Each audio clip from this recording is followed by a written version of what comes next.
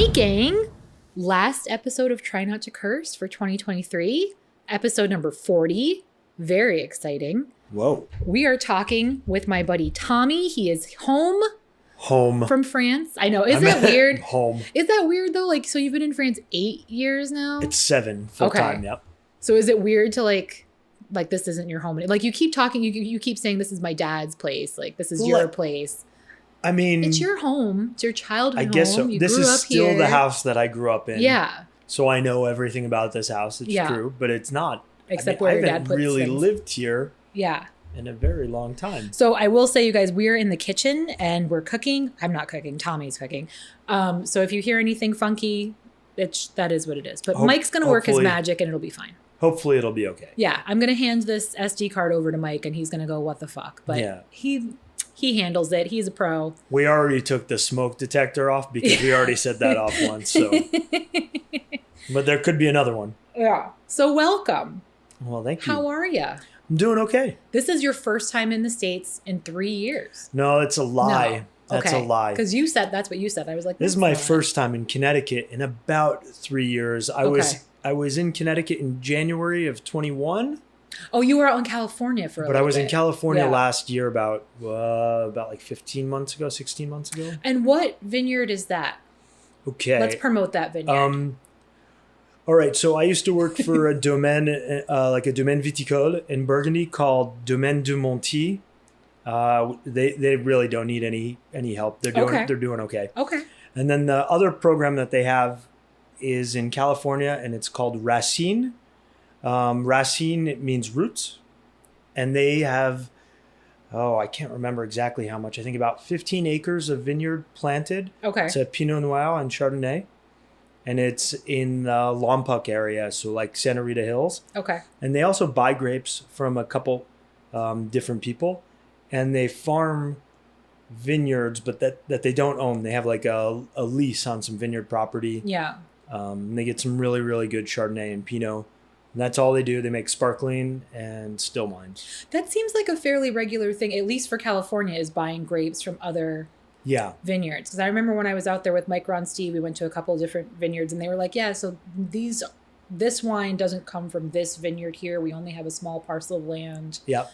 So that's interesting. So there's two reasons for that. And one of them might be, like, historically, land might be owned by other ranchers that planted vineyards eventually. Okay. And it's hard to buy land. Land's really expensive. Yeah. Anywhere you grow vineyards, it's really expensive, but California in particular. Yeah.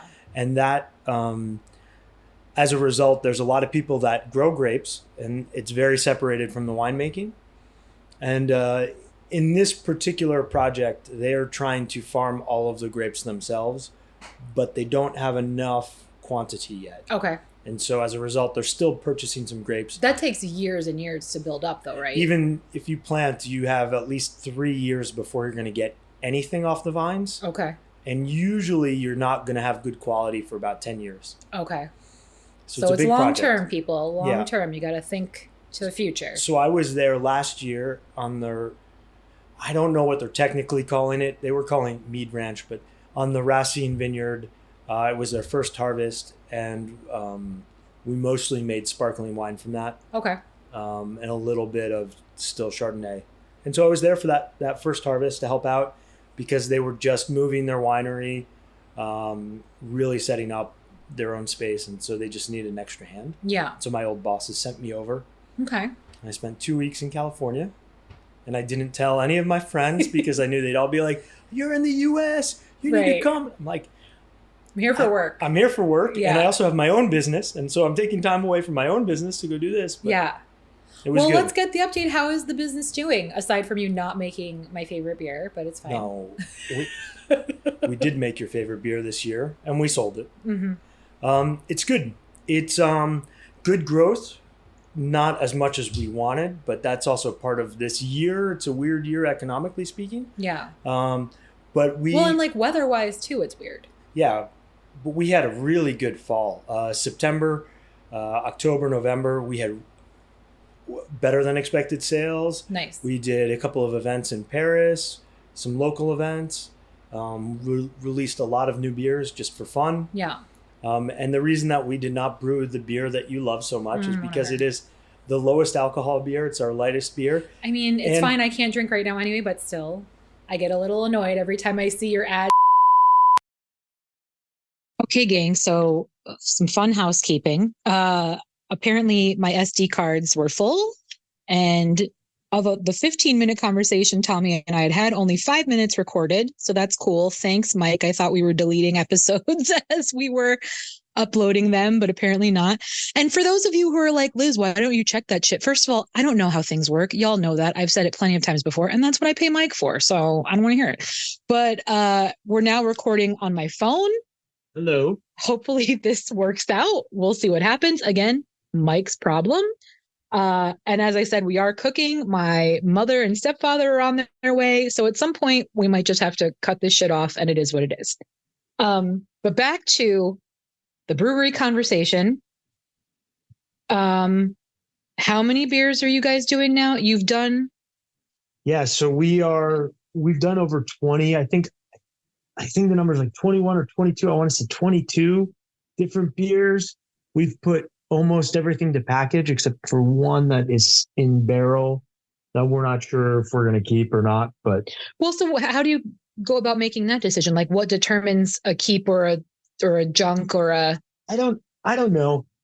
We were we had a beer that we were pretty happy with, like a Belgian style like saison, and for some reason I was like, I want this to have more time. But with like our production schedule, I was like, oh, let's put it in barrel. And then whenever you put something into a barrel, it needs time. And so now it's been about a year and it's evolving interestingly, but I think it has too much oak influence in it. Okay. And as somebody that from the wine industry, I'm like, screw that. I'd rather have an oaky wine than an oaky beer. Sure. No, we'll see. But and then you did ask me earlier, and so I'll say, we have about 8 beers that we try and keep in stock all the time. Yeah. But we might reduce that to like 5 because it's so hard to keep. I mean, the demand is crazy. Yeah. And so we might go a little more like seasonal. I don't like the word seasonal. It's not like it's going to be summer and fall. And it may not be something that you bring back annually as well. Yeah. So putting that label on it kind of commits you to doing that. I think we know we have recipes that we like, and then we could say, oh, we have some free time. Why don't we brew that? And then we could reintroduce it 6 months later or 3 months later and not really be linked to, a season or linked to any particular event. Just the fact that, oh, we had time. We like this beer. We're going to release it, and then we'll sell through it. And we'll brew it again when we want or have time. Yeah. And you've done a couple of collabs with some other breweries. And we, again, in the Lost conversation, we were talking about alcohol percentage. Yep. And what is it that determines how, because you were saying there's one collab you did that's 3.5% volume. There you can do 5%, you can do 8%. Yeah. How do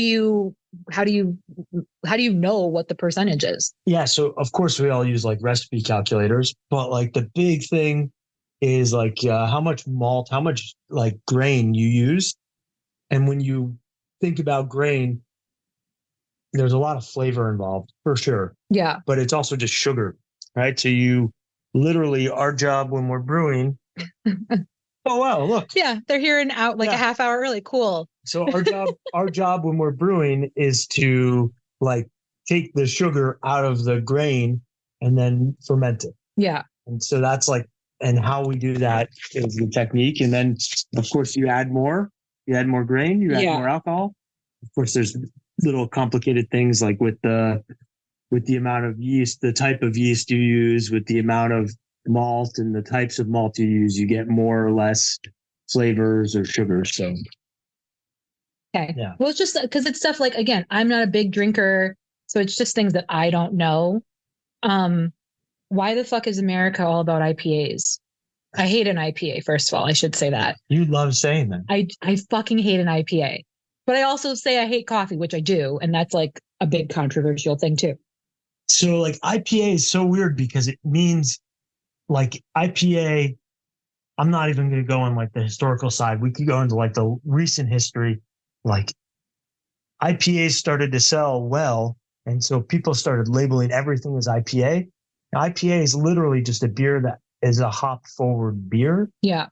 But that could mean anything. It could be like hops. Well, yeah, like I don't like I don't like a hoppy. Like bitter, hops like, and so I personally like a little bit of firm bitterness to it. Yeah. More than I like the really sweet, hazy IPAs, because those have a lot of residual sugar in them. And I'm not a fan of that. Yeah. Se. Okay. But you get a little bit of everything.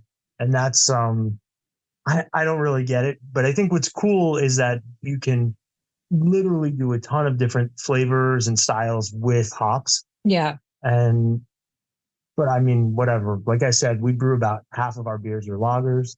So we're really malt focused. But the other half, like I make a hazy IPA with all of the same hops as everybody else because it's one of the things that sells. And yeah, it's popular. We do it a little bit differently than some of our neighbors. And so we have a different clientele than them for that beer.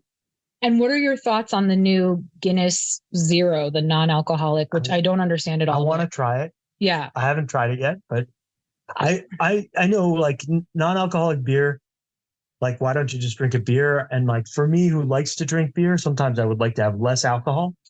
I don't know. Well, for me, it's just like, it's like a flavor thing. Like I don't drink any alcohol for the flavor. You know what I mean? But again, the same thing. I hate coffee. I don't drink coffee. So like when people get a decaf coffee, I don't fucking understand it because it tastes like absolute ass. So if you're not getting caffeine from it, what the fuck is the point? Well, I think for a long time, the non-alcoholic beer options have been really bad. Yeah. I've heard, like, I can attest to like Heineken Zero being really close to Heineken flavor-wise. Yeah. And so I really think that's great. I'm a fan of that. Like, I'm not a fan of Heineken per se, but when you're drinking a fresh Heineken and then you have a fresh Heineken Zero, you're like, all right, that tastes like Heineken. That's fine. Okay. The Guinness is supposed to be really good. I mean, I'm sure it's great. But I don't know where to buy it. But I don't understand. I just don't understand it. And then we can get a little bit of Athletic Brewing Company, which is crazy because they've blown up. And some of those are okay. And I know there's a new one out there called Safety Glasses, which is by Industrial Arts, which is a brewery I love. And apparently those are pretty good. Yeah. But like, I literally had a 6-pack in my hand yesterday at the store. And I was like, I really want to try this. But do I want to try this? No, I don't want to buy a 6-pack. I want to have one. Yeah. And I want to see if it's good. And then if it's good, maybe I'll buy another one and I will drink them once a month. Right. Like we've had 3 non-alcoholic beers in our fridge for like a year. Yeah. Because like when we go in the fridge, we're not looking for that. Right. But I could maybe see that if you're at a bar and you're like, I just need to wind down. Or like, I don't know, you're like at a barbecue and you're like, oh, I just had a beer. Oh, but I got to watch this. Maybe I'm going to have a non-alcoholic and then I can be cool. I can be drinking my beer, but not feel drunk at the end of the day. This is a whole thing here. Hold on 1 second. Pause, guys. Sorry. We're having all kinds of difficulties. Hold on. Well, Mike, you got a lot of work cut out for you. I apologize in advance. As much as I was disparaging him.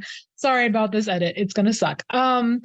So non-alcoholic beer. So I can definitely see a point for it. Like, I don't think you're going to go out of your way, or I don't think a lot of people are going to go out of their way, but I think there's a market for it. It's definitely a growing market. And I think if the beers get good, then sure. But like, I don't understand all of it because I mean, some of it's just not good. Like, and people are just compromising on flavor because they don't want to drink. Right. And honestly, I think like the hop waters, I don't know if you've had hop water. Yeah. I've never even heard of it's that. It's like sparkling water infused with hops. Yeah. And so you get like the aromatics of the IPA, but without the maltiness. It's like drinking a fancy Perrier or something like that. It can be pretty cool. Okay. I'm being really judgy, but it's just, I just don't get it. But okay. And that's fine. And it's funny because I think that has a bigger crowd with like brewers and people in the industry than outside of the industry. Yeah. Because it literally tastes just like hops. There's none of the rest of the beer flavor. And so you have to really just like that flavor. Would you ever consider making a non-alcoholic? I'm working on a low alcohol, like a Okay. 1%. Yeah. Non-alcoholic is actually really technical. Yeah. You're supposed I would to guess so. you're Yeah. supposed to pasteurize Okay. in package, like That's a whole tunnel other level. pasteurization. Yeah. Like there's a lot of people, at least in Europe, that do it very well. Yeah. There's a lot of small breweries that do it poorly. And like we can't, I mean, the equipment investment is pretty high Yeah. to do it well. Well, and I should point out, because again, in the Lost conversation we had, France is very specific. Like you cannot put any false advertising. You can't put anything that's not a fact on the label. So a beer that you had just tried, they said, the beer was forged, which is not a thing. We would be able to say brewed. Right. That's it. Right. Or fermented. Right. That's it. So when we were talking about IPAs and stuff, you were saying like some people, it's like kind of a fine line as to whether or not it really is an IPA. But like, again, in France, they wouldn't get away with playing around. It doesn't mean anything. Yeah. Like we literally have to be very specific. We cannot invoke any, it has to be factual. So you can't have anything that's like emotional, anything that is like suggestive. It literally has to be like blunt. Yeah. Like you can have creative beer names, but like you can't even say it's refreshing sometimes. Yeah. Because that would be like, well, that's open to interpretation. So we had talked about non-alcoholic gin and non-alcoholic vodka, but you can't call. So again, in France, that was not a thing. You can't call it gin if it's not gin. And I think some people are trying to do that right now. Yeah. And I'm not sure how they're getting away with it because like. But again, why the fuck would you? Why? I don't understand. But okay. I don't understand it. Why would you? Yeah. Because if you don't want gin, but you want a gin and tonic, you can drink a tonic and just have some like infused. Right. I'll have a virgin vodka Red Bull. What? That's not a thing. Does that exist? Then just have a Red Bull. Probably just have a Red Bull. I don't understand. Dilute down your Red Bull with some ice and you're good, Just don't. It's just but again, that's not my world. It's not, there are things like that I've failed to understand, but that continue to happen. And I think some of that will be trends, like IPA is not a trend. It's going to stay forever. Even the hazies, they're sticking around. Yeah. Even if more people are going back to West Coast IPAs on paper, at least. But I think that there's going to be trends like that happen. Like right now, hard seltzers, that's like I don't want to call it a trend because you see Truly and you see these other brands. Truly's trash. But disgusting. Yeah, but I will say I do like Bud Light seltzer seems to be the only one that has like the most flavor. Truly's garbage. White Claw is absolute garbage. Everybody seems to like High Noons. Yeah. But they're here to stay. But all the smaller producers though, like they're Can't not keep up. They're not getting market share. So it has to be something that's easy and on the grocery stores. Yeah. And like on the shelves in the grocery store, or the liquor store, and that if you can't do that, and like a lot of small breweries can't, they're just stopping. They're, because there's like, they can't fight for that place because it's not necessarily the beer consumer that's going to buy that. Yeah. So what has kind of turned France's opinion of beer around? Is it just people trying different things? Is it an influencer from America? What is it that, because it used to, like when you first started the company, you were saying it was really hard to get people to even try your beer because that's just not what they drink. So I would say that historically beer in France, like most beers were in northern France, close to Belgium or the German border. Yeah. And in general, beer has been very kind of old school, traditional, but very much like a blonde ale, but a Belgian style, and like an amber, and that's about it. Yeah. And there hasn't been a lot of depth. And in the last 5 years, like the local markets have shifted, and the like microbreweries have really started changing their game. And now we have amazing breweries everywhere, and people have gone very experimental, as much or more than in the US. Yeah. And I just think that a lot of consumers, not always the everyday consumer in the grocery store, but a lot of people that are interested in beer have been really encouraging and help push the market forward. Yeah. So like today, in the town that I live in, well, the town that we operate in Beaune, there was not a beer store. There was one bar that was a beer bar that really only had Belgian beers. Yeah. No American, nothing else. And then there was like a pub that had Guinness, but nothing really. Okay. And now we have like a beer shop that literally sells a little bit of wine, but it's all German, Belgian, French, and local beers. They have 10 beers on tap, and that's like really new. Yeah, that's wild. And all the other establishments, there's like 2-3 beers on tap, and it's like a Belgian beer, and it's the distributor that sells them their bottled water and all that crap. Yeah. It's like a food service provider that drops off kegs. It's not actually beer focused. And so to have these new like stores popping up, there's a lot more craft beer bars in the major cities and a lot more like craft beer distributors starting to happen. We'll see. The market's hard. I mean, we know this in the US as well.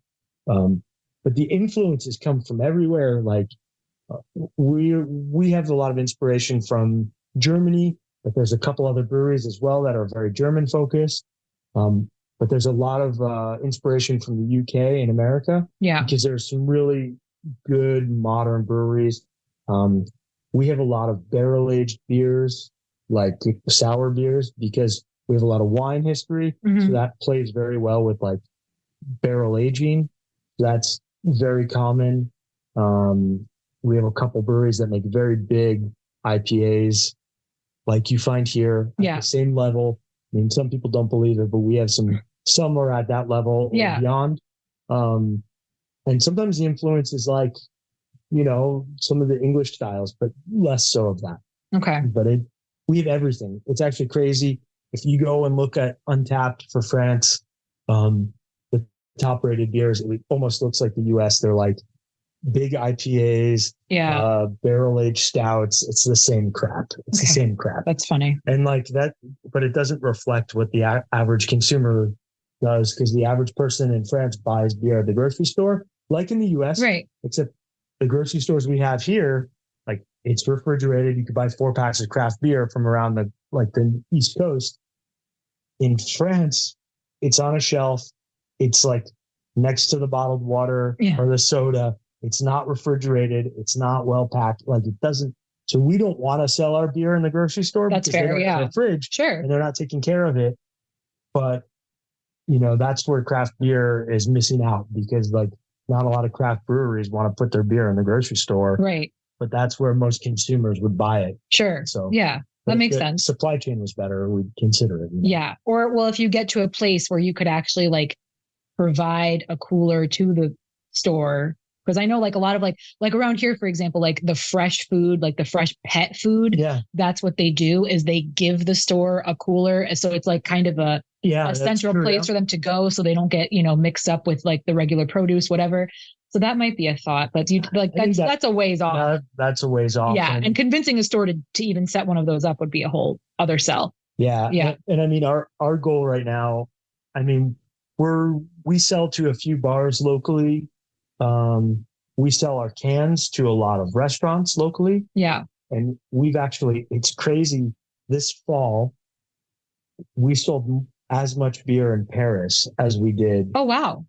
Locally. And that's insane. That's awesome. But we have to deliver, Right. So we got to go up to, we're probably going to have a distributor in Paris starting in January. Oh, that's exciting. But we were doing a trip, like it was every 2 months this year. And then we were in Paris we did a drop off in September, October, and November. Wow.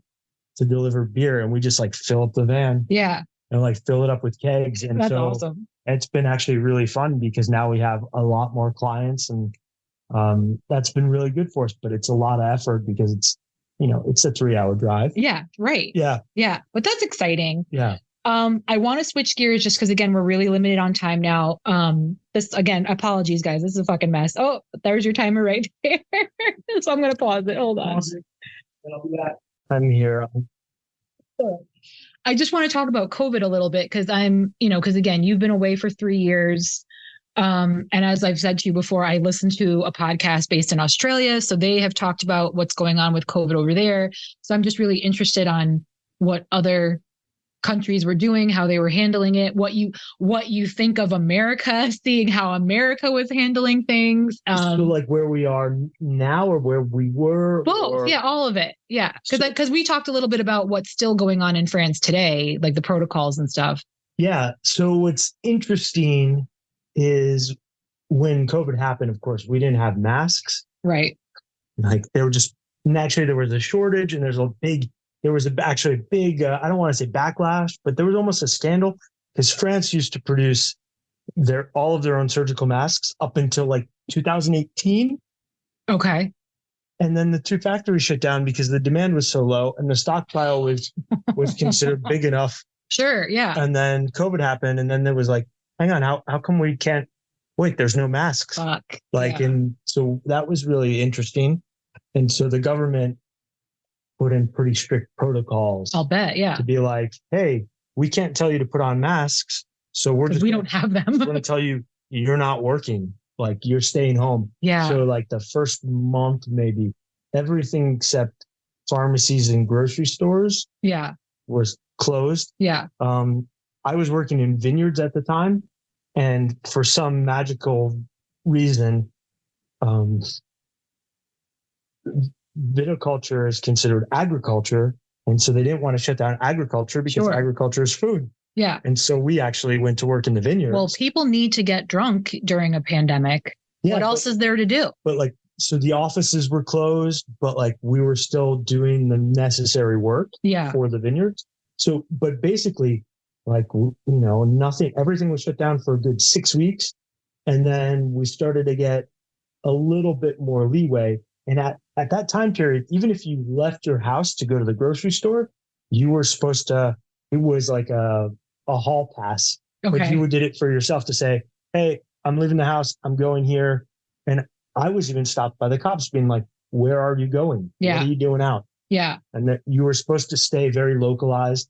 And that was very problematic for the people in the cities because they had legit lockdown. Like you're working from home and you're living at home. And when you have a 1-bedroom or a studio apartment, I mean, you literally were not allowed. Crazy. You were not allowed out. You were not allowed to go off your block, Yeah. We luckily live in the countryside, so it was a little more lenient. And then when they finally had masks, it was just everything was a mask requirement. Yeah. Everything right away. And then when we had vaccines, they leveraged access to restaurants, bars, any kind of cultural activity. Like you couldn't do it unless you could prove that you were vaccinated. Yeah. And so we all had apps on our phone. All the restaurants had apps and they had to scan you. And it wasn't like they were checking everybody. Yeah. But there was a lot of incentive to get vaccinated, or you could get a negative COVID test, but that was only valid for 3 days. Right. And then you would have to be tested again. Yeah. And once the vaccines were out, testing was no longer free. And, it sounds kind of funny asking you, not that you're a spokesperson for the entire country of France, especially being an American living in France, but how did the French people handle those restrictions and those rules? So, did they just take it as kind of like, it is what it is? Or was it like here where everybody was up in arms about every little thing? So it's weird because in Europe in general, World War II is still in the back of people's minds. And so like any government, like think of Germany, any government saying, hey, this is the new rule. Yeah. And any kind of oversight, there's a little bit of pushback. Okay. However, there was no option. Right. There literally was no option. So I do have friends and coworkers and people that I know that did not get vaccinated, but they literally were like, well, I want to buy groceries. Yeah. You could not literally walk in the door. The security guard would say, you cannot come into the grocery store if you don't have a mask on. Yeah, sure. Right. It was the law. Right. And they could find you. And that was it. Yeah. And so, but they couldn't force you to do things. I mean, maybe you have a medical reason why you didn't get vaccinated. Maybe you have right. Sure. Maybe there is some legitimate reason why. Right. And so they weren't going to force you to do that, but they were going to say, you're not going to have access to these places if you do not follow the basic protocols. And if you don't follow them, well, fuck off, like, well, it's and frankly, like, I wish that's how it was here. I really do. I know a lot of people don't necessarily agree with that whole thing, but at the end of the day, like, you should feel like a real fucking asshole if you're walking around and endangering other people. That's how I feel. And again, we've talked about this. Like, Australia did the same thing. They were very restrictive. Same thing. They were fining people that didn't comply, what have you. Yeah. But to me, I'm like, hello, this is life and death. We're not talking about like, oh, the chicken pox or like it's also like we didn't have I think now we're looking at a few years on. Yeah. We actually have a lot of data. We know how to treat it. Right. We know what's going on. But then nobody really knew. And so they literally said there was a point when it was like, we know this is deadly.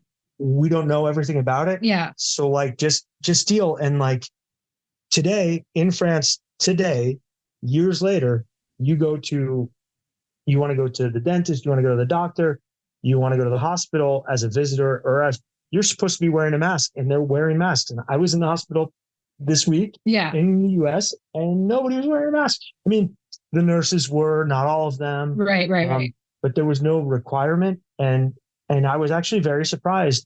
And I mean, I think now it's quite normal to see somebody on a plane or in a public place wearing a mask. I still do. Right? Yeah. I still wear a mask on the plane because I don't trust the streets. Like it's just, I'm not taking that chance. But it's actually beneficial for you. Not just for COVID. Yeah. It's actually just like, like all of that hand washing stuff, having more hand sanitizer around. No, absolutely. Having those reminders, it actually is keeping people healthy. Well, and there's just so much shit going on now. There's RSV going around. There's COVID going around. There's still, it's just, I don't understand why. Like, you would think people would so for example, I went to my cousin's volleyball game a month ago, and one of the parents came in and she purposely was like, oh no, I'm not hugging anyone because I have a cold. Was she wearing a fucking mask? No. So you're going to sit on the bleachers for 2 hours. Yeah, in the middle, knowing full well that you've got it. So some people just haven't fucking learned, and it blows my fucking mind. I don't get it. I will say that like within Europe, there was a lot of varying degrees of like how things were handled. Yeah, and like the Germans, for example, made it very, very easy to get testing and very free. Yeah, and they did put some requirements in place, specifically transportation. However, the population of Germany is very distrustful of their government, which is great, right? Because it means that they're actually like implicated. They're paying attention. Yeah. Like it's not conspiracy theorist. It's just like, no, we're going to think hold about you this. Accountable. We're going to hold you accountable. Yeah. And so anytime that there was any statement, people were very hesitant. They said like, we want to see the data. We want to see what other people are doing. Okay. And so I know more Germans that probably did not get the vaccine, at least initially, because they were waiting. Well, I mean, it's in that sense, it's reasonable. But they immediately had, you couldn't have like homemade masks. You couldn't have anything else. It was like, you need to have N95s. You need to have legit masks. Yeah. You can't be doing this. You are not riding in a subway or going, like you wanted to go in a hotel in Germany. Cause I did in 2020. Yeah. I was in Germany in a hotel. They checked my temperature. They checked to see if I was vaccinated. Yeah. They made sure that I had the right mask. Yeah. And they were like, well, and that's just it. I don't have a problem with like, if you don't want to get vaccinated for those reasons, I totally get it. Like it is a very, it's a personal thing, but like you want the research and it's still very unknown. That's fine. Like even now, now they're really heavy on advertising, getting the flu shot and the COVID shot at the same time. Cause they're like, oh, you're already here. Just get them done. Well, of course, after I got both of my shots, my mom is like, oh, my doctor told me not to because you've got a higher chance of a stroke if you get both at the same time.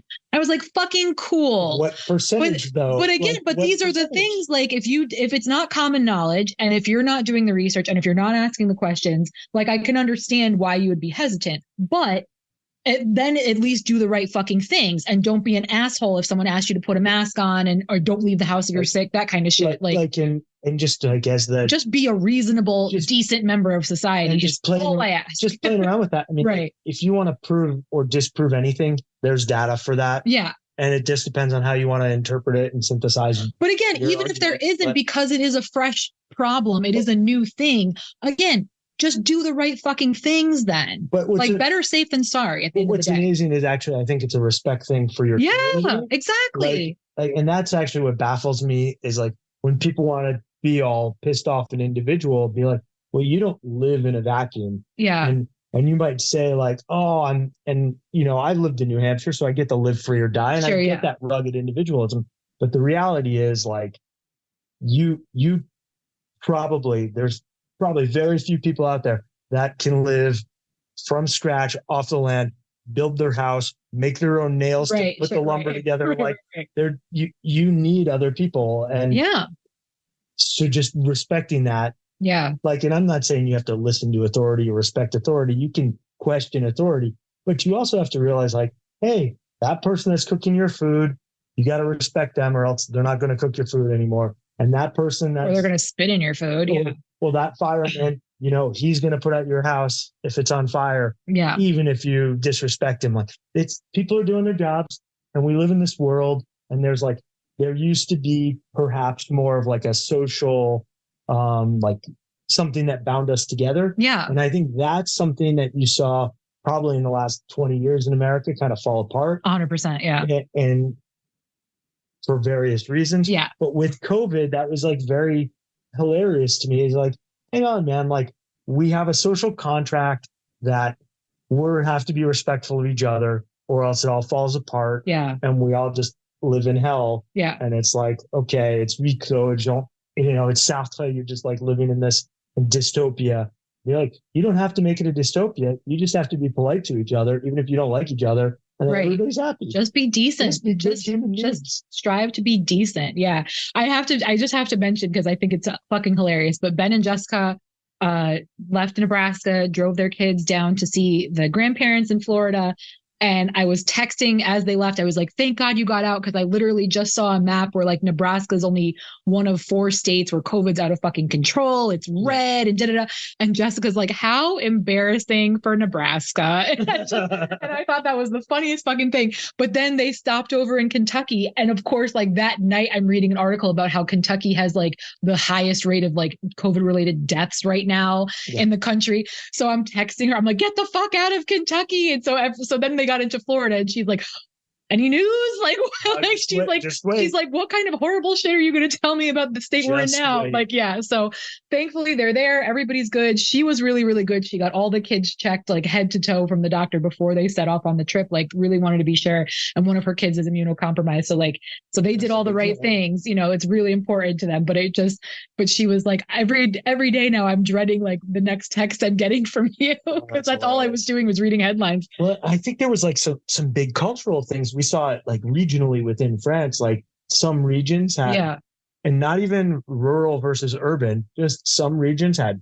higher percentage of people getting sick, and some had higher percentage of people getting sick and dying, and they weren't the same. Yeah. But it's just because culturally the way people live, or maybe like what they believe or how they trust their government or trust the data, it was weird because it was like, it didn't add up. And then when you look at it from a historical standpoint, you're like, oh, those people live on the border here and they have a different culture. And the people that live here are more rural and they have less human interaction on a daily basis. There's a lot of interesting things.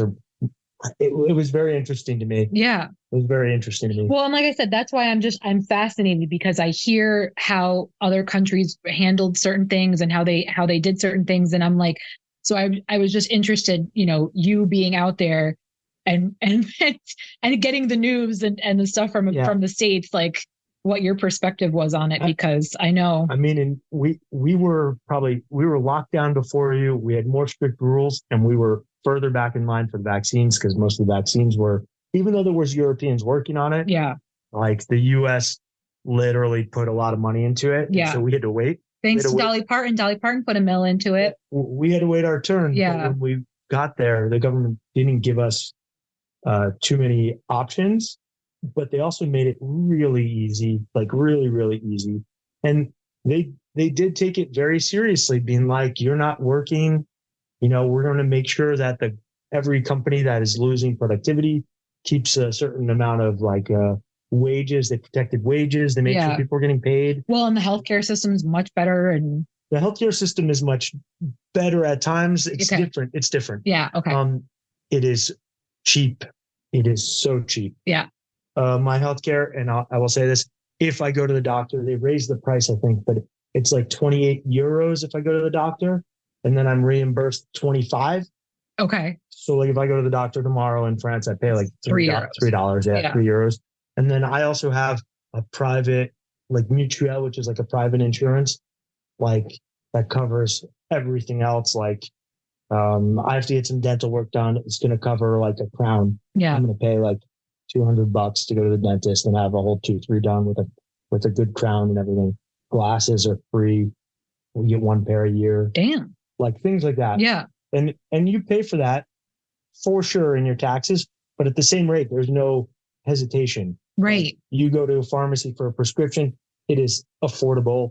There is nothing there are things that are more expensive, but it is almost everything is reimbursable. Like, if a doctor says you need to get an ace bandage, the insurance will pay for that because the doctor said you needed it, right, instead of you saying, "Oh, I need it." Right. So it makes it very easy to get care. Yeah. And it is good care. And like France has really good like prenatal and neonatal care, like really good maternity care. Like they have good cancer treatment. They have a lot of universities. The problem is the same as here. There's not enough nurses. There's not enough doctors. Okay. Yeah. But like in general, it's good care. I mean, they're burnt out though, just like anybody. 100%. Like, yeah. They took it really hard with COVID, and they're still taking it hard because there are still a lot of restrictions. Yeah. How's the bed bug situation in Paris? Has that gotten better?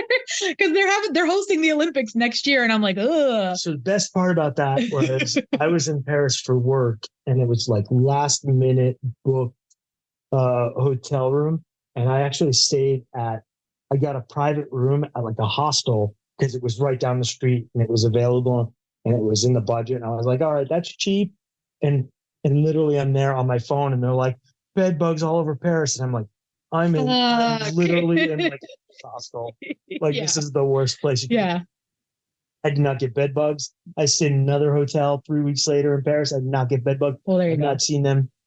Apparently there was a little bit of a thing. I don't think that's the problem. Well, I had read that it was a thing, they took care of it, and now it came back. So I just hadn't heard the latest if they had finally taken care of it or if it's still a thing or not. I think people are paranoid, but I whatever. mean, bed bugs I talked about this on another episode. Bed bugs are not great for publicity, that's for sure. Yeah, so I think that the Parisians are not that worried about it. I don't think. Okay. I think it's not going to be an issue for the Olympics. I think the issue for the Olympics is going to be something else entirely. It's going to be transport and it's going to be pricing because like people are renting out their apartments for the 2 weeks around the Olympics at the same rate that they pay their mortgage on for like the year. But people will pay it. People are paying it for the Olympics and transportation. They've already announced that all the buses and metro are going to be €4 per direction, and it's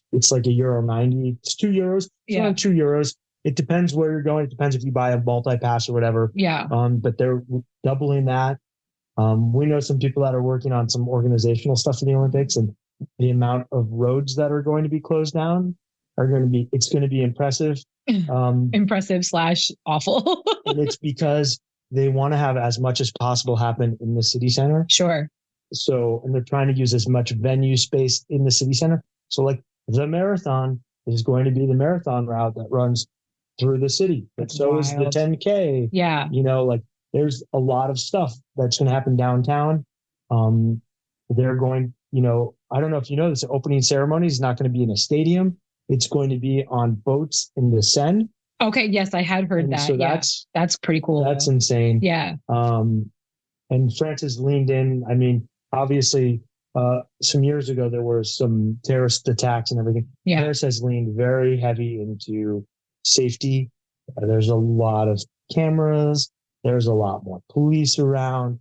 It's very present. And so it's going to be a very big undertaking. And, French like to protest, so the cops are already used to being out in the streets anyways. Yeah. So, well, yeah, they've got it's the yellow vest, right? That's what they... Oh, no, that's not... No, but everything. People are bitching about retirement age. They go out in the streets. And, so the riot police are out there. They're ready for that. They're ready for the Olympics. Okay. And everybody else is just going to hide in the countryside. How do you feel about your boy Macron? That's an interesting question. I will just say I am not currently a French citizen, so I cannot vote. In French elections run on 2 rounds. So the first round narrows it down to the 2 prime. Okay. So basically you could have 20 people running for president. Yeah. And you have a first vote, which is kind of like a primary. Yeah. And it narrows it down to the 2 people with the most amount of votes. Does it matter like what party affiliation? Like it could be 2 people in the same party that end up getting it? Okay. Usually, but you might have like 3 different parties that would consider themselves on the left side. Right, sure. And then for the presidential election, they might try and group their interests together, but it doesn't always happen. Yeah. And so Macron is kind of like center right. He has a couple left leaning tendencies, but he's an economist. He's a little bit on the right side of things. Yeah. And the election, the final vote, which is 2 weeks later, it's not like 6 months later. Right, sure. Yeah. It's 2 weeks. So you have one election and then you have the follow up in 2 weeks. It was against Marine Le Pen, who is she's fucking fascist. There's no denying it. She's like extreme, she's extreme right, like anti-immigration, like she would kick me out, and I've lived there for 7 years, own property, own business. And have a business. Yeah, she would be like, "Get out! You're taking French people's jobs," and be like, "Actually, you're creating jobs, like, right? I have an intern right now that I'm paying. Yeah, I pay taxes. Anyways, regardless, she's a fucking fascist. Okay.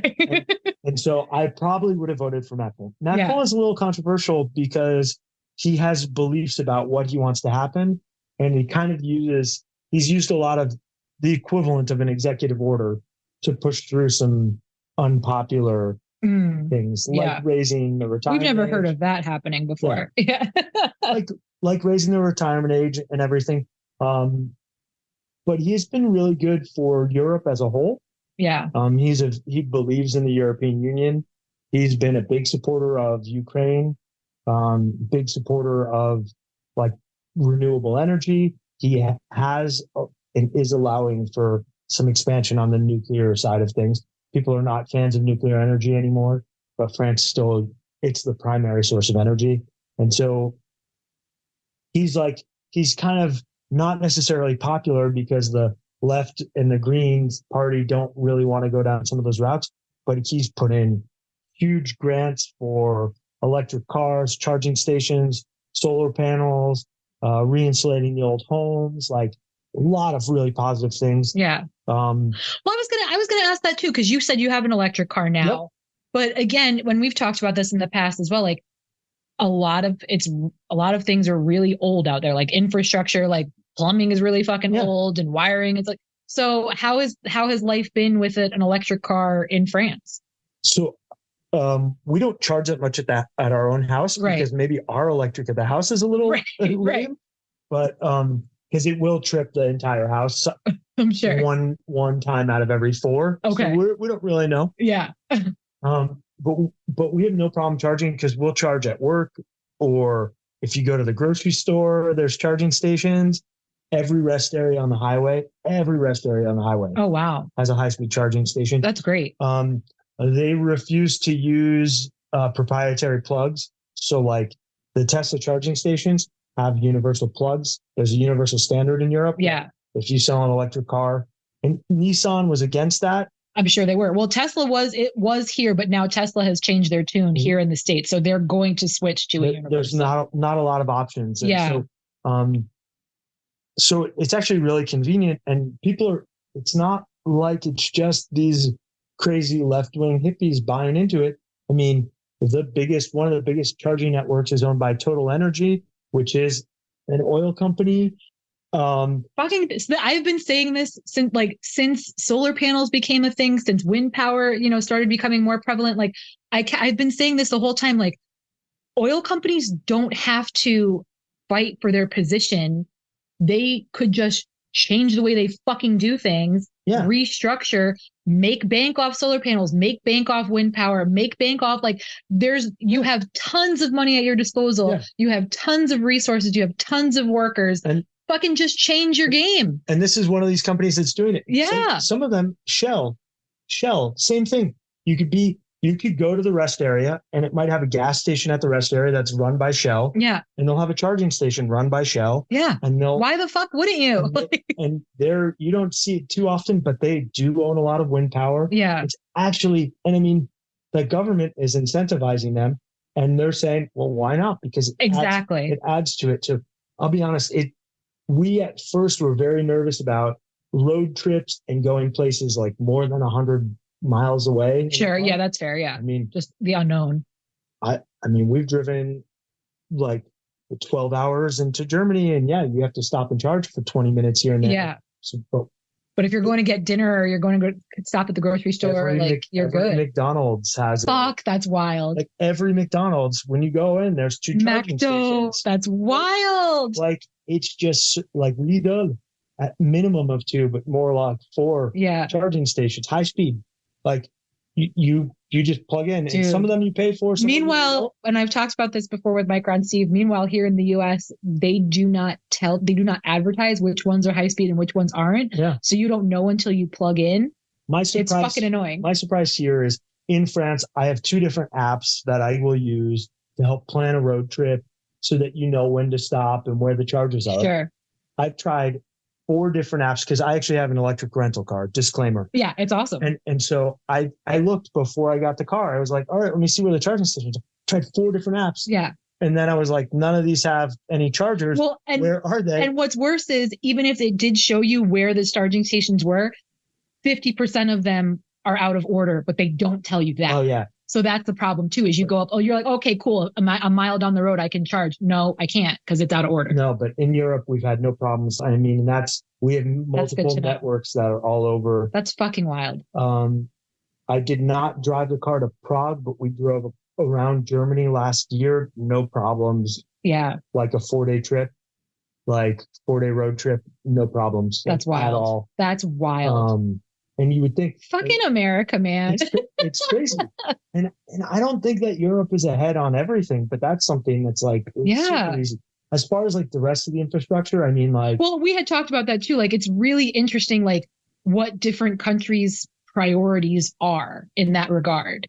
Yeah. So like, your plumbing is probably really bad, but yet you've got a charging station at McDonald's. Yeah. So it's like it's just really, really interesting, like what matters most in different areas. And I think it's a different mentality as well, because like if you get on, like the roads are really high quality. Yeah. Throughout France, Belgium, not so much. Yeah. The roads in France, I mean, there's higher taxes on like roads and on cars. Yeah.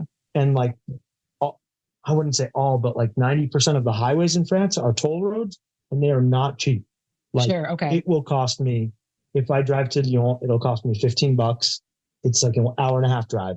Yeah. However, we do have spots like that in certain areas, and depending on the time, like we've got $11 tolls, we've got $8 tolls. Yeah. But if you're on the highway in France and it's a toll road, there's not a single pothole. All of the lines are repainted. All of the bridges are in good shape because the money pays for that. Yeah. And so like French people are willing to pay more money for that. Not everybody. Right. But that's the problem we have here in America. Because I say this all the time. I'm like, if you're going, talking about universal health care, free education, what have you, like, I don't give a fuck how much the taxes are, but Americans see that they're not being applied to the right things. Yeah. So that's where the hesitancy is. That's where no, fuck you, you're not raising taxes, because it's not going to fix the pothole on my street. Yeah. It's going to some bullshit, or it's going to like the latest military technology, whatever the fuck. Yeah. So I get it. But at the same time, like, I'm like, no, really guys, like shit's fucked. Like, please, just raise the taxes and just fix some shit. Yeah. I mean, in France, I think I talked about this the last time we talked about like wages might be lower in France, but the cost of living, if you look, the cost of living is lower, but like if you look and you say, okay, you take home 2,000 euros, well, that's like after taxes. So like your employer might pay 3,600 or 3,800 euros total, but bam, all the taxes are out. So by the time you get your paycheck, that's your health insurance, that's everything. That's your money. It's done. Yeah. And that's what you have to spend at the end of the month. That's what you get. And so it's very clear. Yeah. But like, yeah, so what? You pay a lot of taxes, but again, that's for everybody. So like everybody. Right now, because we're at the end of the year, I was just talking with a coworker because I have HSA and I have FSA. My HSA is completely drained because I go to the chiropractor regularly. You guys know I've been out of work a couple times this year for medical shit, but I have $1,600 in my FSA, which I can use towards first aid kits, towards bandages, towards vitamins. I can use them towards tampons and maxi pads. It's nice. Really great. Yeah. However, right now I'm having a problem with the account for some reason. So you're going to lose it. I can't access the funds, and it's the end of the year. How many people can I get a hold of on the phone? You know what I mean? Yeah. Like, so it's, and again, that's something that I have. There are plenty of people that don't have an FSA or an HSA. So it's like, again, this is what drives me fucking crazy. But I just think that's like different. I mean, French people in general feel very entitled. Yeah. Because the government has provided for them for so long. And that's what's funny is I think the US has been very reliant on private industry and private companies. Be like, you know what? Those pensions that our grandparents had don't exist anymore. Yeah. Like, yes, I know that UPS and their union have been doing some really good stuff for the drivers and their staff in general. Yeah. And so that's really cool. But if we only rely on private industry to do it, then the only people that are going to do it are the ones that are really, really successful and not greedy. Yeah. Well, and it's true. I mean, my own company, again, that I don't mention, but we used to have a pension program, no more. Now it's all entirely 401k and, whatever, you try to build up in your own. But it's as wonderful as my company is, and it's far and away better than a lot of places in the area. We still do not have certain things that would, what everybody would like to have. It would be great to have a pension, but that's not my reality. Yeah, exactly. I'm going to work for another 20 years and have to be really careful about how I spend. Exactly. Well, I think if you talk to like some of my in-laws in France, who are retirement age or retiring, and like they might not have huge retirement benefits in terms of money, but they also know that they're not paying, like they know that there's the government support behind them. Yeah. They know that it's enough to live off of, but it's the same problem that everybody has, to be honest. Yeah. But but there's a lot of things to get you there. Like there's a lot of help to get you there. So that's what's different. Yeah. But it's, every glass is half full or half empty, depending on where you are in your perspective. And so I think it's important to keep that in mind. But I think, like, I don't know, I personally have a very nice, cushy life and even if I'm not making as much money as I could make when I lived in California. Yeah. But I spend less money, housing costs less. Well, and again, just the overall, pace of life is very different, and it's a lot more relaxed, and it's more, you're focusing on what's important to you and not constantly worrying about how do I get this, maintain that, take care of this. Yeah. I don't know anybody, like that whole mentality of like keeping up with the Joneses. Yeah.